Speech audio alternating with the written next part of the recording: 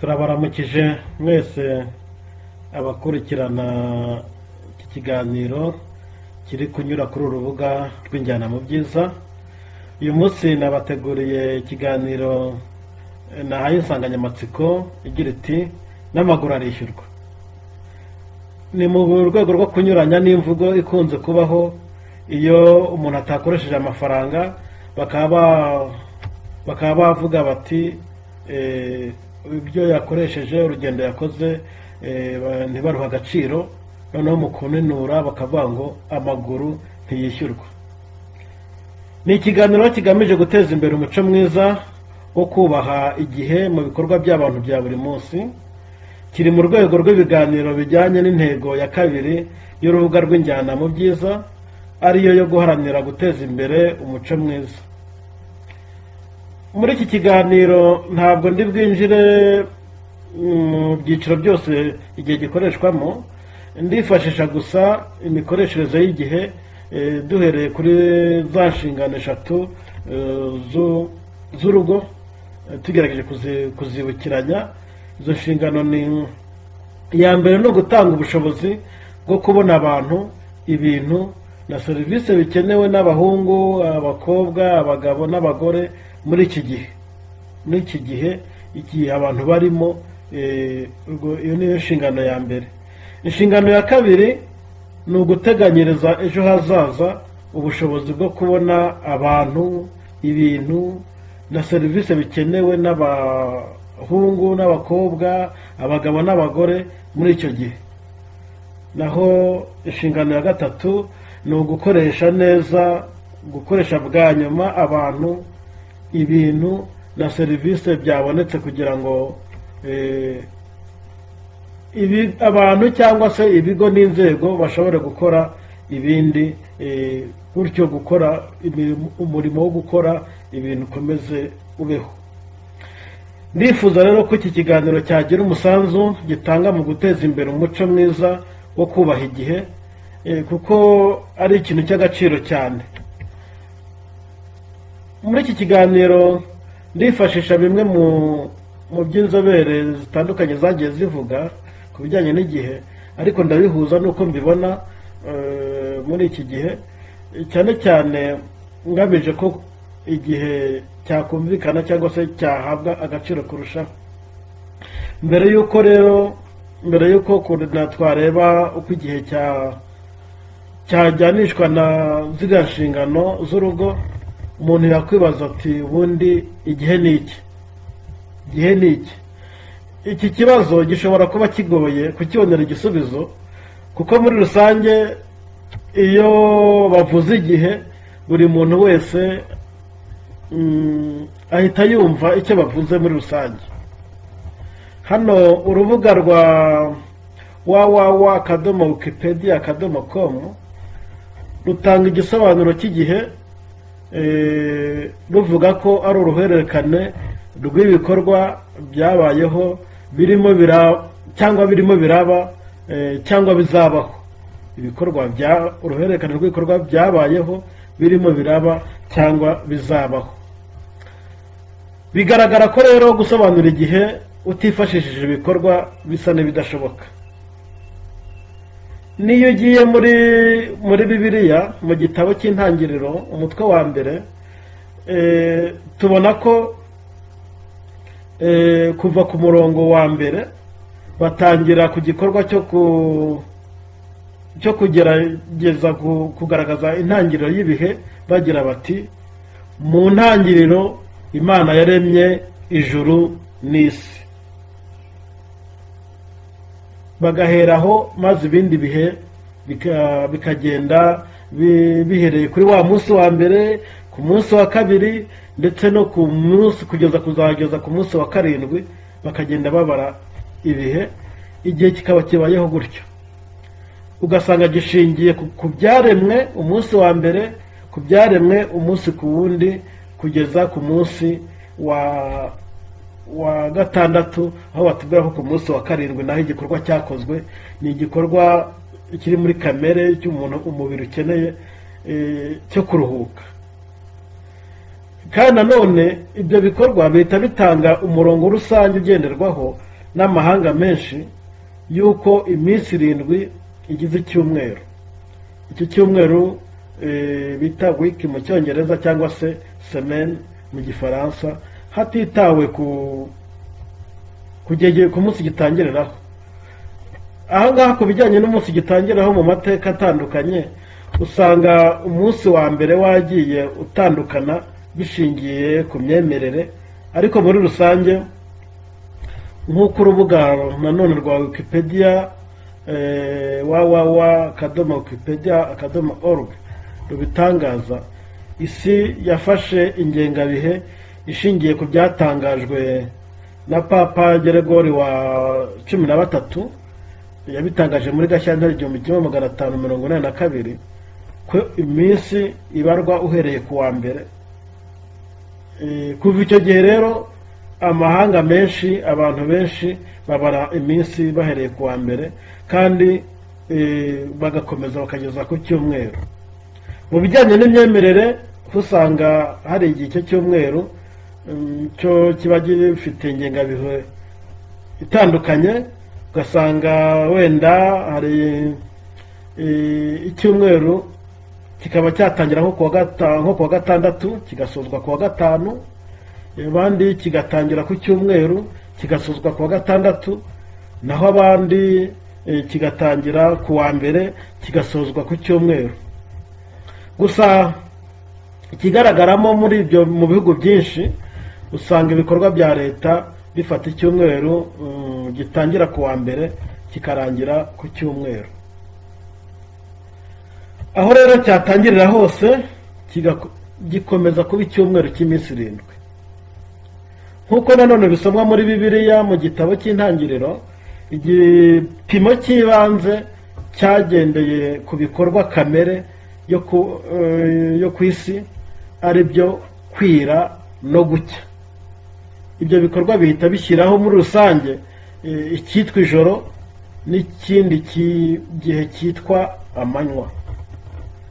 Ijoro n'amanywa rero ni igihe fatizo, nyuma kizaza kugabanywamo ibindi bice bito kugera ubwo ku gace gato cyane k'igihe bita years, ariko nanone kigenda kikuba kikavamo ukwezi, igihembwe, umwaka, ikinyacumi no kuva imyaka 10 n'ikinyejana. Igihe rero kifitemo kamere yo kuba kidashobora kwisubiramo, ntabwo gishobora gusubira inyuma. Ibikorwa byo bishobora kwisubiramo bikongera bigakorwa nk'uko byigeze gukorwa, ariko igihe cyo ntabwo gishobora kuba cyasubira inyuma, cyo kiba cyakomeje. Umuntu ahereye kuri iyo miterere rero y'igihe, byumvikana ko nubwo umuntu yakora igikorwa yakagombye kuba yarakoze mu gihe cyashize, aba yagiye mu gihombo, kuko muri cya gihe yagombaga kugikoramo nta gikorwa kiba gihari. Ni nkaho yaba yaragize igihe kingana na 0, kandi nyamara igihe cyo ntabwo kingana na 0, kuko ntashobora kugihagarika, cyarakomeje, ndetse nta nubwo gishobora kumutegereza. Icyo gihe rero ni ukuvuga ko wa muntu uko byagenda kose ari mu gihombo. Ari mu gihombo ko byakamusabye kugisubiza inyuma, ibidashoboka kandi ntibishoboka, akarangiza iby'icyo gihe agakora n'iby'ubu, nyamara ariko araza gusanga bwije ndetse bwanakeye butamutegereje. Abanyarwanda bati igihe cyatakaye ntikiba kikigarutse, igihe kirakomeza. Mu iyigabukungu batubwira ko rimwe mu ihame rikomeye ryo kugera ku musaruro mwiza ni ukugerageza gukoresha neza bike ugasarura byiza byinshi. Profit maximization ni ukugerageza gukoresha neza bike ugasarura byinshi. Niba rero ibikorwa bijyana n'igihe, kandi hakaba nta bikorwa byakozwe, umusaruro w'icyo gihe cyatakaye ni 0, kuko igihe cyose icyawe ntiwagihagarika, ntiwahagarika ko bwira, ntiwahagarika ko bucya, burakomeza, ntibishobora kugutegereza. Ikindi ni uko umuntu wagize igihombo cy'igihe azashaka gukoresha icyo gihe yahombye kandi atakigifite hamwe n'igihe arimo, bityo abakoresheje igihe kinini kandi umusaruro wo ntuzaba munini, kuko hari ibyo azakora nabi kubera kugabanya cya gihe byagakozwemo. Buri nshingano rero ibikubiyemo ibikorwa bigomba gukorwa kugira ngo igerweho. Buri gikorwa gikenera nanone igihe runaka bitewe n'ubufatanye bw'abakigizemo uruhare n'ikoranabuhanga ryakoreshejwe. Nk'uko twabibonye mu kiganiro ku ruhare rw'ubufatanye bw'umugabo n'umugore mu majyambere arambye, ahagaragazwa ko muntu wigaragaza nk'umugabo cyangwa nk'umugore afite amasaha 24 gusa, kandi ko muri ayo amasaha agera ku 8, ayo masaha agenda mu gikorwa cya kamere cyo kuruhuka, bityo akaba asigaranye amasaha 16 gusa. Ayo masaha 16 gusa akaba ariyo agenewe ibikorwa bya kamere n'imirimo idahemberwa cyangwa se imirimo ihemberwa bitewe n'uko abayeho. Usanga ubufatanye bw'umugabo n'umugore ari ngombwa cyane kugira ngo ya masaha 16 bayahinduremo amasaha agana kuri 32, kandi bose bafashijwe kugera ku ntego. Ayo masaha 32 yaba asobekeranyemo bya bikorwa, byaba ibya wa mugabo cyangwa se bya wa mugore ndetse n'ibindi byose biri muri urwo rugo. Bigaragara ko rero ubufatanye mu mirimo, cyane cyane mu mirimo idahemberwa, uko bwagenda bugabanuka ni nako amasaha y'akazi yakozwe agenda agabanuka, akaba yagera nko kuri 26, wenda nk'igihe nk'umwe muri bo yaba yakoze gusa amasaha 10 ajyanye n'akazi ahemberwa, ayandi akayarekera wenda mugenzi we. Mu buryo busanzwe umusaruro w'abakoze amasaha 32 uzaruta uw'abakoze amasaha 26. Ni ibintu byumvikana mu buryo busanzwe, cyetse habayeho wenda gukoresha imbaraga zidasanzwe, ariko umusaruro w'abakoze amasaha 32 waruta umusaruro w'abakoze amasaha 26. Niba rero igiteranyo cy'igihugu cyose cyagiye kigira umusaruro wagiye ugabanukaho amasaha 6 kuyo abantu bari gukora, bivuga ko ubwo bizagenda biteza igihombo ku gihugu, kandi n'abantu bagenda barushaho, nabyita ubukungu butiyongera uko byakagombye. Nyuma rero yo kugerageza kuvuga ku gisobanuro cy'igihe ndetse no kugaruka ku ngaruka gishobora kugira iyo kidakoreshejwemo ibikorwa cyari giteganijwe, have ingaruke kuri ya nsanganyamatsiko yacu igira iti n'amaguru arishyurwa. N'amaguru arishyurwa. Aya maguru baba bavuga saba aya maguru y'umubiri, ntabwo ari aya maguru y'umubiri, ahubwo baba bavuga ko umuntu atakoresheje amafaranga kugira ngo akore urugendo rwamugejeje ku gikorwa runaka, ko ntacyo yahombye muri rusange, maze bakanenura bavuga ngo amaguru ntiyishyurwa. Nyamara ariko nyuma yo kubona ko buri gikorwa gikenera igihe kugira ngo kibeho, kandi ko igihe cyagiye kiba kidashobora kugaruka, have nifashisha ingero z'igihe ruriya rugendo uriya muntu ashobora kuba yakoze n'agaciro k'ibyo yashoboye kuba yakarukozemo, maze ngerageze kugaragaza uko uriya muntu ahomba, kuko rwose kuvuga ko ntacyo ahomba igihe atabonye icyo yashakaga byo usanga atari byo. uru rugero rero turarushingira ku bahinzi, ku rugo cyane cyane rutunzwe n'ubuhinzi n'ubworozi. aba bahinzi abatunzwe n'ubuhinzi n'ubworozi akenshi baba badafite abakoresha babafasha kubahiriza igihe. Inshingiye kandi ku ijanisha ryabo ari ryo rinini, nk'uko ubushakashatsi ku miterere y'umurimo bwakozwe n'ikigo cy'igihugu cy'ibarurishamibare muri Kanama 2024, ni ubushakashatsi bita mu rurimi rw'icyongereza Labor Force Survey.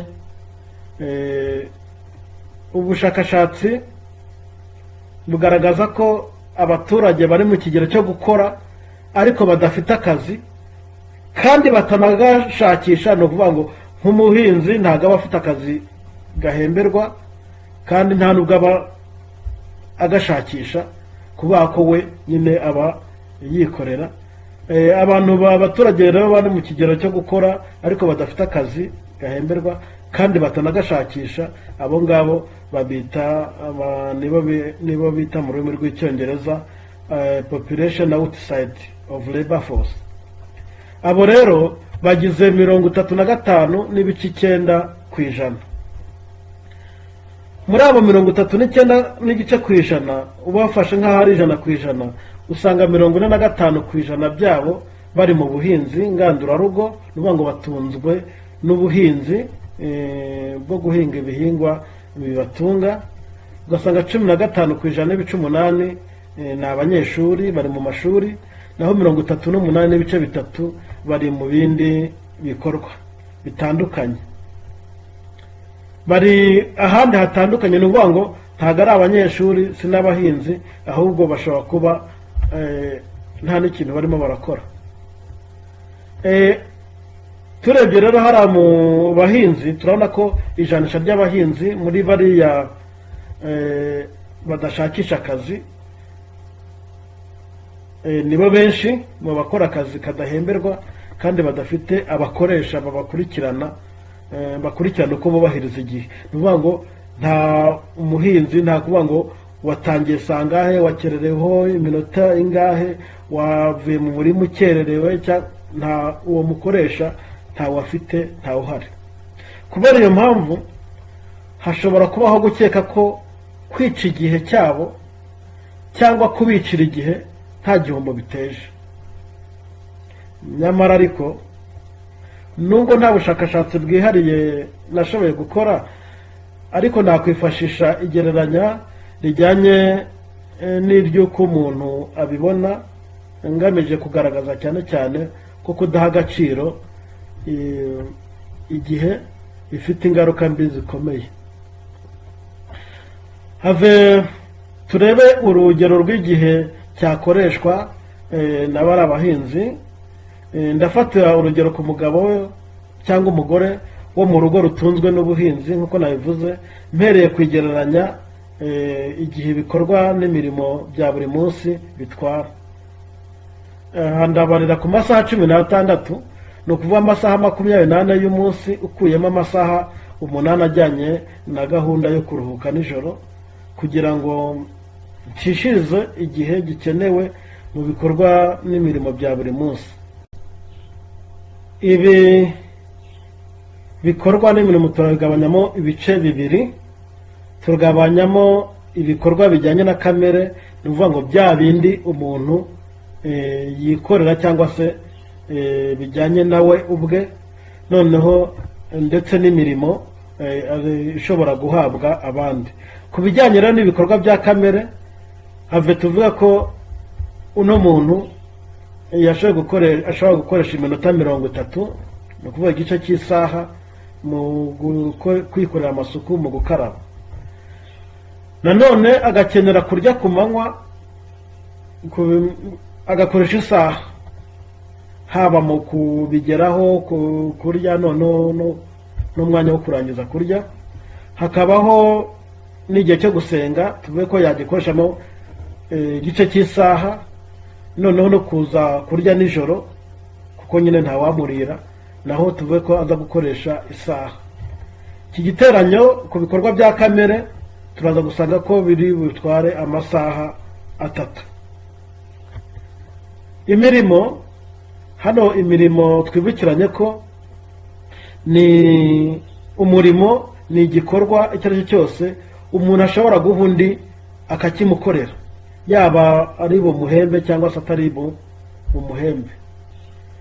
Hano twabona ko nko gufasha abana kwitegura kujya ku ishuri igihe bahari bishobora gufata nk'igice cy'isaha, gukora amasuku bikaba byafata nk'iminota nabyo 30 cyo cy'isaha, kuvoma, kujya kuzana amazi, kujya gushaka amazi igihe amazi atari mu rugo nabyo bikaba byafata nk'isaha, bishobora no kurenga bitewe n'ahantu bavoma. Gutegura igikoma wenda abana bari bufate cyangwa se gikenewe mu gitondo tubihe na cy'igice cy'isaha. Urugendo rwo kuva mu rugo umuhinzi ajya mu murima turuha iminota 30, cyane cyane nk'iyo umurima batuye mu mudugudu kandi bakaba bagomba gukora akagendo kugira ngo bagere aho imirima iri. Hari guhinga, igikorwa nyirizina noneho cyo guhinga cyangwa gishobora kuba ari ukubagara cyangwa gusarura, kibera aho mu murima, tugihe amasaha 8. Gutera intabire ni ukuvuga ngo ibikorwa bikorwa nyuma yo guhinga, batunganya aho bahinze n'ibindi, nabyo tubihe amasaha 2. Hari kuva mu murima, rwa rugendo rwo kuva noneho hahandi mu murima kugera mu rugo, nabyo tuvuye ko bitwara iminota 30. Noneho kwanika umusaruro, gutunganya umusaruro n'ibindi bikorwa bijyanye nabyo mu rugo, nabyo tubihe nk'iminota 30. Hari igikorwa kiba cyabaye cyo gushaka ubwatsi bw'amatungo igihe boroye, haba umunsi wose ari amasaha 2 abariyemo ibikorwa byakorwa byo kugira ngo amatungo agaburirwe ku munsi wose, dufate ko byatwaye amasaha 2. Hari amafunguro, gutegura amafunguro yo ku manywa, nacyo hakubiyemo gushaka inkwi, guteka, gutunganya ibyombo n'ibindi byose kugeza ubwo amafunguro agiye ku meza, dufate ko ari amasaha 2. Hari gukora amasuku mu rugo, gushyira ibintu ku murongo, tubihe iminota 30. Noneho gutegura amafunguro ya nimugoroba, nabyo tubihe nk'amasaha 2. Hari ugufasha abana gusubira mu masomo igihe bahari, hari ukubategura kujya kuryama, hari ukubaganiriza, icyo nacyo ni igikorwa tugiye nk'igice cy'isaha. Ugasanga igiteranyo cy'amasaha yakoreshejwe mu mirimo ni amasaha 21. Uru rutonde rw'imirimo rwirengagije ibindi bikorwa bigenda bizamo nko kwita ku nyubako, kureba ko nta byonnyi biri mu murima, kurwanya isuri, kumesa, kwita ku barwayi, kwita ku baturanyi, kwita ku by'inzego za leta n'amadini basaba n'ibindi. Igiteranyo rero cy'igihe cyakoreshejwe ku bikorwa bya kamere n'igihe cyakoreshejwe ku mirimo, urasanga ko ari amasaha 24. Bigaragara ko iki giteranyo kirengejeho amasaha 8 ku masaha 16 umuntu yashoboraga gukoramo. Na ya masaha 8 yo kuryama nayo yaba yakoreshejwe muri iyo gahunda, cyangwa se akaba hari ibikorwa atagize icyo akoraho atakoze, kubera ko nyine ari amasaha 16 ntashobora kuyongera, nta nubwo ashobora kuyongera nta bufatanye bw'abandi buhari. Igihe rero cy'amasaha 16 uyu muntu afite ubwacyo ntigihagije. Noneho bizagenda bite igihe bibaye ngombwa ko akora urugendo rw'amasaha nk'6 kandi ntabone umusaruro arukeneyeho? bibaye ngombwa ko ajya gushaka ikintu runaka cyangwa serivisi runaka, akoze urugendo rw'amasaha 6 kandi iyo serivisi wenda arayibuze, noneho bizaba bigenze bite? Hashingiwe ku ihame ry'iyigabukungu ry'uko ikiguzi cy'ikintu ari agaciro k'ibyo yigomwe kugira ngo akibone, ikiguzi cy'ikintu ni agaciro k'ibyo umuntu yigomwe kugira ngo akibone. Uzasanga mu Kinyarwanda bavuga bati ushaka inka aryama nkayo. Bivuga ngo kugira ngo ubone inka hari ibyo uri bwigomwe uryame nkayo, bityo nuvuga ngo hari ibyo ugomba kwigomwa byanze bikunze. Ushaka ubukungu, ushaka iterambere, hari ibyo agomba kwigomwa. Bivuga ko rero umuntu ashobora kwigomwa ibyiza runaka agamije kugera ku kiri cyiza kurushaho. Urugendo rero uriya muntu yakoze n'ibyo yigomwe, yagakoze muri icyo gihe yakoresheje, yari muri iyo gahunda, bifite ikiguzi kinganya agaciro n'ibyo yigomwe wongeyeho ibyo yakoresheje. Ufashe ibyo yigomwe ukongeraho ibyo yakoresheje muri urwo rugendo nubwo nta muntu uri burumwishyure, ariko bifite agaciro kangana kanini, kubera ko buri musaruro umuntu akeneye uba ufite ikiguzi usaba. Niba yakoresheje kiriya gihe ashaka iby'ibanze akaba yabibuze, nubwo nta mafaranga yakoresheje mu rugendo, ariko yakoresheje ingufu ziri muri kilokalori zifitanye isano n'inzara ndetse n'ibyo umubiri watakaje. Yatakaje kandi kilokalori nyinshi kubera ingufu z'ubwonko bwakoresheje zitari gukoresha icyo kibazo kitabaho. Ibyo ngibyo byatumye muri rusange umubiri we, uturemangingo two mu mubiri we cyane cyane two mu bwonko twatakaje ubushobozi runaka. Ibyo bituma umuntu urimo urareba imbere yawe yagabanutseho igihe cyo kubaho runaka, niyo cyaba kiri mu masegonda, ariko hari ahantu yangiritse kubera kutagera ku ntego. Muri make, umuntu wagize uruhare kugira ngo intego z'urugendo uriya muntu yakoze ntizigerweho, yamuhombeje, yamuhemukiye. Uretse no kugendera ku ngaruka mbi byamugizeho no ku gaciro k'amafaranga naho yaba yahombye. Ingero z'imyifatire mu bikorwa bibyara inyungu zabigaragaza, zadufasha kugaragaza neza ukuntu uriya muntu yahombye. Iyo umuhinzi akererewe ihinga, akenshi ibyo ahinze birarumba, aba ameze nk'uwataye amafaranga yose yakoresheje muri kwa guhinga, ndetse aba ameze nk'utaye n'amafaranga y'umusaruro yari yiteze. Iyo umworozi atinze guteresha intanga, inka yarinze irarindura, veterineri yaza yayitera ntifate, uwo mworozi aba ameze nk'uwataye amafaranga yakoreshejwe muri cya gikorwa cyo guteresha intanga, kandi nayo yari yiteze ku musaruro igihe ya nka zabyarira, nayo aba ameze nk'uyataye kuko nyine ntayaba azabona. Inka yagombaga gukamwa mu gitondo, umworozi ayirindirije nyuma ya 6:00, uretse no kuba yaba yiteye uburwayi, ariko nawe ya mafaranga yagombaga gufata, ya mata yagombaga gufata mu gitondo ntayo yaba akibonye, yaba ameze rero nk'uwayataye.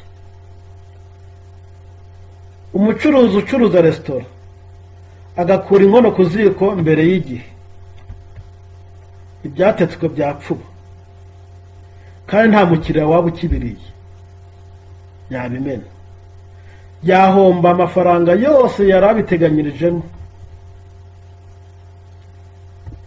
Atinze nanone kuyikura ku ziko, naho ibyatetswe byashirira, naho byabuko, naho yabahombye ya mafaranga y'ibyo yari abitegerejemo. urundi rugero, umugenzi ukererewe kugera ku modoka igendera ku masaha zibita agence cyangwa ku ndege, azasanga ya modoka yahagurutse cyangwa se ya ndege yagiye, amafaranga ntayasubizwa, azaba ameze nk'uwayataye, kandi igihombo yaterwa n'ibyo yaragiyemo nacyo gishobora kubarwa mu mafaranga. Igihe rero ni amafaranga. Izi ngero ni agatonyanga mu nyanja, mu ngero buri muntu wese ashobora kwibonera by'uko kutubahiriza igihe ubibaza mu gaciro k'amafaranga ari igihombo gikomeye. Umuntu yakwibaza ati kudaha agaciro igihe cyagiye, cyaba ikitarakoreshejwe n'imirimo idahemberwa cyangwa se imirimo ihemberwa, byaba biterwa n'iki? Zimwe mu mpamvu zaba zitera kudaha agaciro gakwiye igihe twaziganira. Izo mpamvu usanga twavuga nko kutabara igihe mu gaciro k'amafaranga. Kutabara igihe rwose mu gaciro k'amafaranga, ibyo ngibyo biri mu bituma igiciro igihe hari igihe kidahabwa agaciro. Iyo inguzanyo ya banki irengeje igihe cyo kwishyurwa, itangira kubarwa mu nyungu z'ubukererwe zibarwa mu mafaranga. Bityo uretse umuntu waba wabuze uko abigenza, buri wese aharanira ko za nyungu z'ubukererwe zitajyaho. Aho kuri urwo rugero abantu bumvise ko igihe cyagiye ari amafaranga bifite agaciro, nk'uko iyi nguzanyo yakererewe bahita batangira kukubara inyungu z'ubukererwe, igihe umuntu yakumva ko gifite agaciro. Imwe mu mpamvu ituma igihe nanone cyahise kidahabwa agaciro ni uko umuntu adaha agaciro k'amafaranga ibyo kuba yagezeho, ibyo yagombye kuba yagezeho muri kiriya gihe cyahise. Ati wenda niba ari nk'umuhinzi, umubyizi nari kuba nakoze wari ufite agaciro k'amafaranga 1,500, none sinawukoze. Muri rusange ni nkaho yahombye, yatakaje amafaranga 1,500. Ikindi ni ukudaha agaciro ibyakoreshejwe. Ugasanga kuba umuntu yakoze urugendo rw'amaguru kugira ngo agere ku wundi muntu bisaba imbaraga kugira ngo umuntu akore urwo rugendo, kandi izo mbaraga nk'uko twabibonye zibarwa muri kilokarori runaka, kandi izo kilokarori kugira ngo ziboneke hagomba gufatwa ingano y'ibiribwa runaka. Nk'uko rero twabibonye mu kiganiro cyabanjirije iki, ibyo biribwa biboneka mu gaciro k'amafaranga. Niyo mpamvu iyo ataza kwigomwa kubera impamvu z'intego yari afite, cyangwa kubera kubura ubushobozi bwo kubona ibyo biribwa, aba yakoresheje ibiribwa bifite agaciro runaka kugira ngo abone imbaraga zo gukora urwo rugendo. Ni ngombwa rero kwita ku gaciro k'ibyakoreshejwe cyangwa ibyakoreshejwe mu gihe runaka. Bityo rero amaguru arishyurwa kandi ikiguzi cyayo ni igiteranyo cy'agaciro k'ibintu byakagombye gukorwa muri icyo gihe cyakoreshejwe, wongeyeho agaciro k'ibiribwa byakoreshejwe cyangwa se byigomwe kugira ngo uwo muntu warukoze agere kandi ave aho ngaho. Icya gatatu twavuga ni ukudaha agaciro ibyo umuntu yigomwe. Niba ari nk'umuhinzi kandi akaba yakoresheje amasaha 8, ahantu yari guhinga amasaha 8 yari kuhakura wenda umusaruro ufite agaciro k'amafaranga nk'ibihumbi 5. Wakongeraho ko yakoresheje cyangwa se yigomwe kurya ibiribwa runaka, ukazasanga bifite nk'agaciro k'ibihumbi 2 bya biribwa yigomwe cyangwa se bya biribwa yigomwe cyangwa bya bindi yagomba gukoresha. Niyo mpamvu uzasanga urwo rugendo mu giteranyo yakarwishyuye cyangwa yakarwishyuwe amafaranga ageze nko ku bihumbi 8. Y'amaguru rero arishyurwa kuko urebye yakwishyuwe ibihumbi 8 n'amaguru arishyurwa. Ikindi ni ukudatekereza ku ngaruka zabayeho. Hari igihe umuntu yatageze ku ntego zatumye akora rwa rugendo, icyo gihe haba hiyongereyeho ikiguzi cy'iby'umubiri utakaza muri kilokalori zikoreshwa mu muhangayiko no kutishimira uko byagenze. Ibi ni ukubera ko inzobere mu buzima bw'imitekerereze zigaragaza ko ibyishimo byongera imisemburo yongera kuramba k'uturemangingo tugize umubiri, naho umuhangayiko ugatuma imbaraga z'utwo turemangingo tugabanuka. Umuntu umwijima ukirwanaho ukora ingufu zikenewe kandi zidaturutse ku biribwa, bikaba byabyara umuvuduko w'amaraso ukabije, ukuzamuka kw'igipimo cy'isukari mu mubiri, ari byo bivamo diyabete n'ibindi. Ugasanga ubusaza bukihuta, indwara zikisukiranya bitewe n'uko yagize wa muhangayiko waturutse kuba gahunda ye yapfuye. Ibibazo byose bikaba byaturutse ku kudaha agaciro igihe no kutagikoresha uko bikwiye. Kwivuza ibyo bibazo cyangwa se kwivuza izo ndwara nabyo bizamutwara ikiguzi, kandi nibyo atazashobora gukora kubera ubwo burwayi, kubera izo ntege nke, nabyo bizaba bifite ikiguzi yahombye. Umuntu yavuga ati gukoresha igihe neza ni iki kandi byakorwa gute? Usanga abashakashatsi benshi bahuriza ku kuba gukoresha igihe neza ari ugukoresha igihe cye cyateganyirijwe. Gukoresha igihe neza ni ukugikoresha icyo cyateganyirijwe. Ibyo bisaba gutegura ibikorwa bikaganirwaho niba ari mu rugo n'abagize urugo, kandi hagasabwa ibitekerezo ku muntu wese uzabigiramo uruhare. Nanone bisaba guhanahana amakuru y'ibikenewe, igihe bikenerewe ndetse n'icyo bisaba.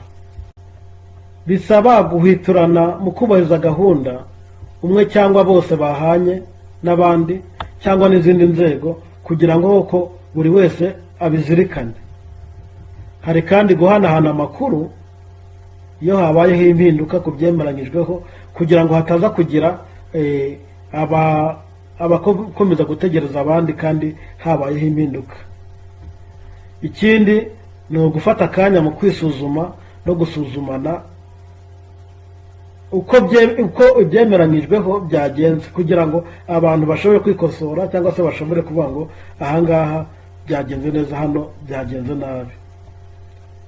Ikindi byasaba kugaragariza mu kinyabupfura uwateshutse kuri gahunda yari yumvikanyeho n'abandi, haba mu rugo cyangwa se hanze, akagaragarizwa ko igihombo byateye kandi atari byiza ko icyo gihombo gikomeza.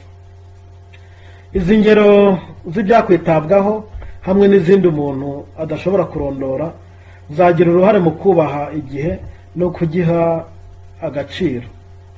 Gusa uyu munsi hari byinshi byo kwishimira, kuko abantu benshi bagenda babona ko kutubahiriza igihe ari bibi. Imvugo iganisha ko kuba kwica amasaha ari ibintu byumvikana ku bantu aba n'aba, ikagenda iteshwa agaciro. Ibyo twakwishimira muri rusange, usanga abantu, abagabo, abagore, cyane cyane abafite abakoresha, bubahiriza igihe cyo gukora akazi gahemberwa. Kuri aba bafite abakoresha hari amategeko, amateka n'amabwiriza bibafasha kwitabira amasaha y'akazi. Kandi usanga hari n'uburyo bwo kugenzura umusaruro w'igihe cyakoreshejwe. Ikindi ni uko hashingiwe nko ku iyo ngingo ya 2 y'itegeko nimero 027 akarongo kaberamye 2023 ryo kuwa 18 z'ukwa Gicurasi 2023 rihindura itegeko nimero 36 akarongo kaberamye 2018 ryo kuwa 30 Kanama 2018 rigenga umurimo mu Rwanda. Iteka rya Minisitiri ufite umurimo mu nshingano rigena amasaha y'akazi, aho mu ngingo ya 3 y'iryo teka nimero 01 akarongo kaberamye mifotra akarongo kaberamye 23 ryo kuwa 13 Kamena 2023 ryerekeye amasaha y'akazi n'abakozi ba leta bagengwa n'amasezerano y'umurimo, rivuga ko amasaha y'akazi ku munsi ari amasaha 8 mu gihe cy'iminsi 5 y'akazi mu cyumweru, nuvuga ko amasaha 40 mu cyumweru.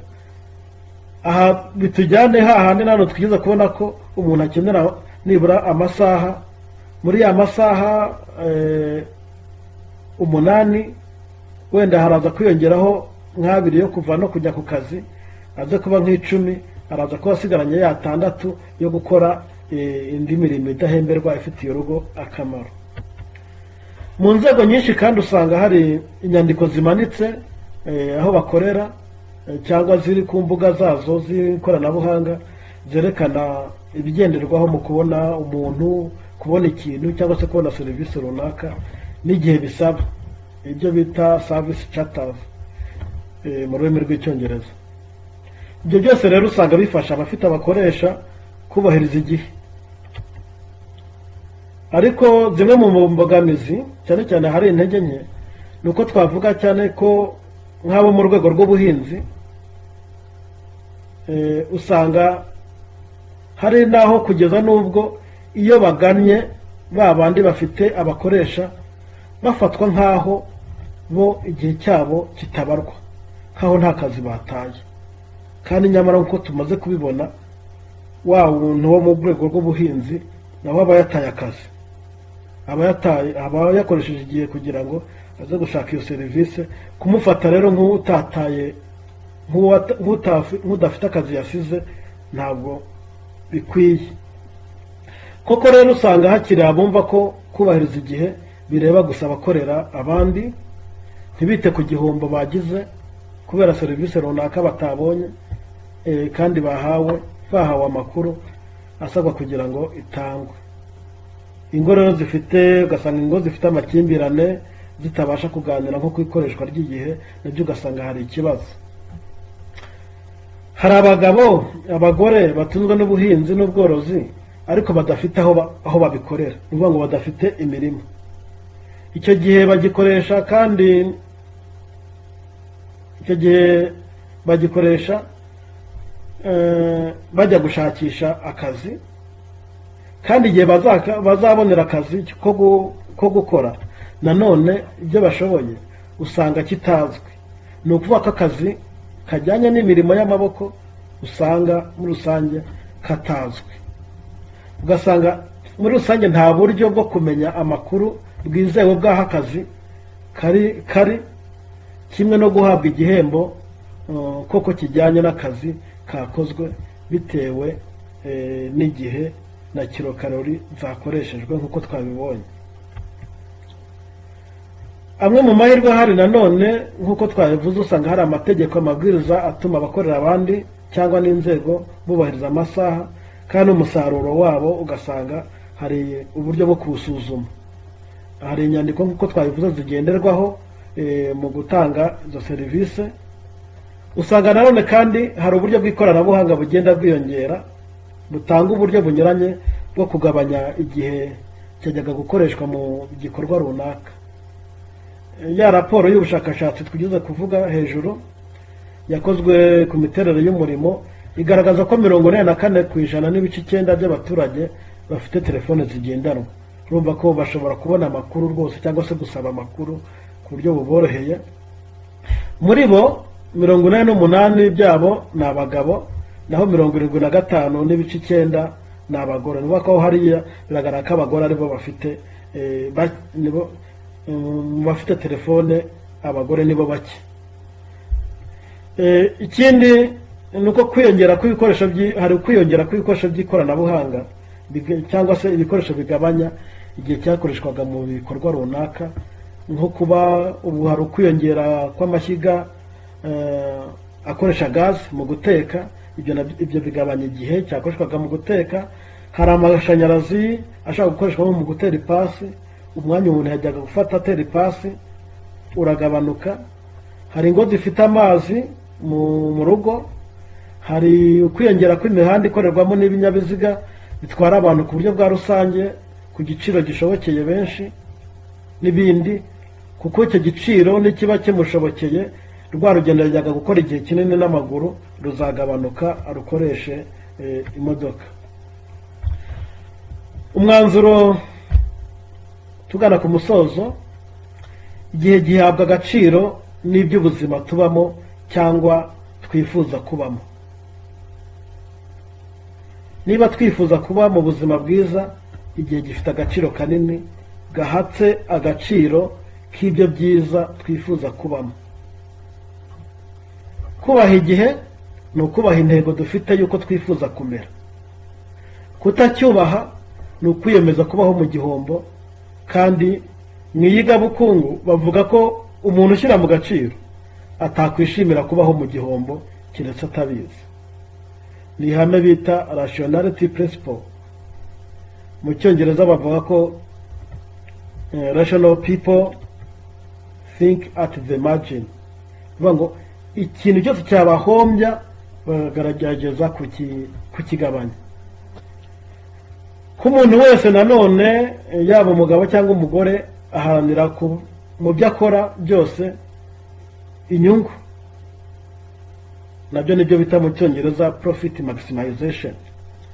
Kandi ko umuntu wese, yaba umugabo cyangwa umugore usobanukiwe, aharanira kugabanya igihombo yakwitera cyangwa se yaterwa n'abandi. Bityo rero birakwiye ko umuntu, umugabo cyangwa umugore n'abantu muri rusange barangwa n'ibi bikurikira, atari ukuvuga ko ari bihagije. N'abandi n'izindi nzobere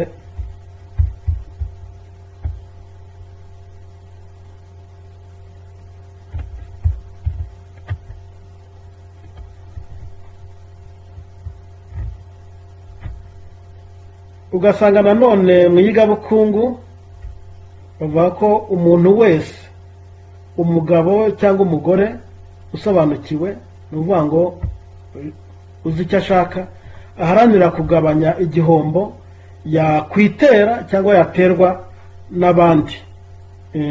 Iki ni cyo bita mu rurimi rw'icyongereza constraint minimization.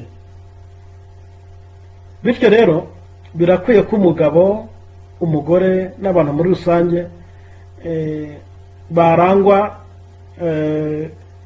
n'ibintu runaka n'imyitwarire runaka kugira ngo bashobore kubahiriza igihe cyangwa se guha igihe agaciro. Muri ibyo twagiramo ibyo tuvuga, ariko bitari byose, kuko inzobere zitandukanye zishobora kugira byinshi zivuga cyangwa zikabisobanura kundusha. Ni uko icya mbere mbona ni uko habaho guharanira kuzuzanya. Umuntu, umugabo cyangwa umugore agaharanira kuzuzanya na mugenzi we, cyane cyane mu mirimo idahemberwa, kugira ngo ikigero cy'umusaruro ku munsi cyiyongere. Tugeze kubona ko umusaruro akenera amasaha 16, nyamara ariko iyo wongeyeho imirimo idahemberwa bishobora kumugeza ku masaha 24. Hari gukoresha ikoranabuhanga. Buri rugo cyane cyane urutunzwe n'ubuhinzi n'ubworozi rukaba rwakwitabira gukoresha ikoranabuhanga. Iryo koranabuhanga rigabanya cyane rwose igihe cyakoreshwaga mu mirimo runaka. cyane cyane nk'igihe umuntu agiye gukora urugendo kandi akagenda akwiriye kugenda afite gahunda anazi n'amakuru muri rusange. Hari ukugabanya igihe gikoreshwa mu mirimo idahemberwa. Ahangaha hashyirwa nk'imbaraga mu kugabanya igihe gikoreshwa nko mu gutegura amafunguro, cyane cyane hakoreshwa nk'amashyiga akoresha gaz cyangwa se amashyiga ya rondereza, gushaka amazi, kugira amashanyarazi mu rugo, gukora imirimo idahemberwa yo mu rugo n'ibindi. Ikindi habaho kugabanya igihe gitakara. Igihe serivisi urugo rukeneye ahantu runaka yahindutse, hagakoreshwa telefone mu kubona amakuru nyayo n'igihe nyacyo ugomba gutanga serivisi azayitangira. Ikindi habaho guharanira kumenya igihe ntarengwa. Umuntu, umugabo, umugore akaba yaharanira kuvuga ngo kiriya kintu gifite ikihe gihe ntarengwa gikwiriye kubahirizwa. Cya karindwi mu byo mbona ni uko habaho kugisha inama igihe hari intego umuntu adasobanukiwe. Ibyo ngibyo bikaba bisaba ko umuntu agerageza kumenya ibisabwa kugira ngo umuntu agere ku kintu runaka, bityo akaba yasaba inama n'inkunga aho abona bikenewe, cyane cyane ku biri hanze y'ubushobozi bwe. Cya munani, umuntu yaharanira kugira amakuru. Amakuru, umuntu w'umugabo, umugore akwiye guharanira kugira amakuru binyuze mu nama yitabira, mu nsengero aho ajya, mu mahugurwa yitabira, ku bitangazamakuru, ku mbuga nkoranyambaga, ku bintu byamuteza imbere cyangwa se byatuma atakaza igihe kugira ngo abyirinde, no ku byatuma akoresha neza igihe kugira ngo abiteze imbere. Ikindi ni uko mbona abantu bakwibumbira mu matsinda n'amakoperative.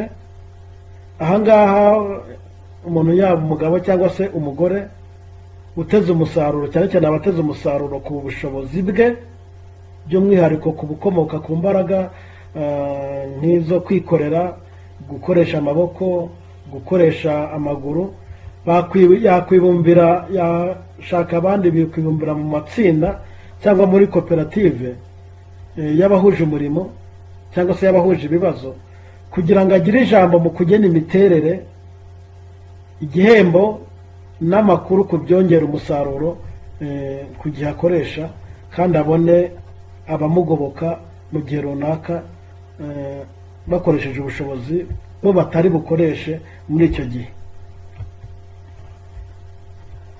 Icya cumi ari nacyo ndi bugarukirizeho, ni uko umuntu yaharanira ko igihe cye gihabwa agaciro. Umuntu, umugabo cyangwa se umugore wahawe gahunda n'abandi, akabashishikariza kuyubahiriza, kandi akagaragaza ko igihe agize igihombo bakaba bamutengushye ko ari igihombo yagize cyo kuba yatakaje ibintu runaka, mbese ntibifatwe nk'aho nta cyabaye. Mu gusoza, nashimangira rwose ko kwishyurwa bitaba mu gaciro k'amafaranga gusa, kandi ko no gutakaza atari ugutakaza amafaranga gusa runaka. Haba kunguka abantu, ibintu cyangwa serivisi, haba guhomba abantu, ibintu cyangwa serivisi, byose bifite inyungu cyangwa igihombo ubibaze mu gaciro k'amafaranga. Kubera ko buri kintu cyose kugira ngo kibeho bisaba igihe runaka, n'icyo gihe cyaba ari gito gute kubera ikoranabuhanga ryakoreshejwe. Kunguka igihe rero ni ukunguka amafaranga ajyanye n'abantu, ibintu na serivisi bifite umumaro muri icyo gihe.